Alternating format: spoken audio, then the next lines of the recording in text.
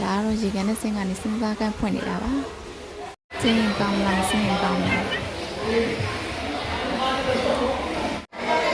ဆင်းလိုက်ပါ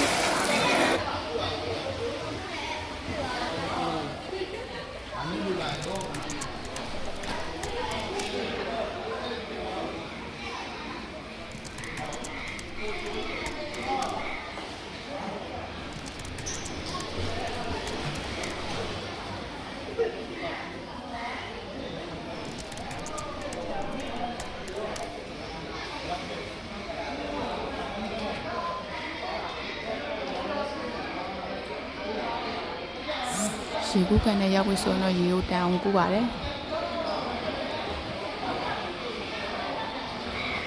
ကူးနည်းပေါင်းစုံတွေကိုကူးကြည့်ပါတယ်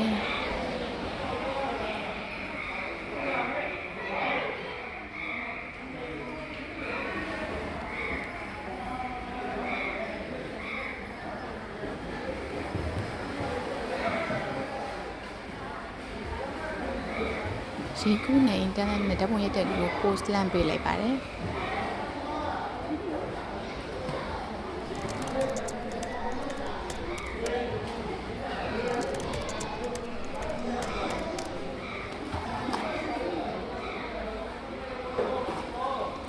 ဒီကူးနည်းကဘာကူးနည်းလဲတော့မသိဘူးပေါ့နော်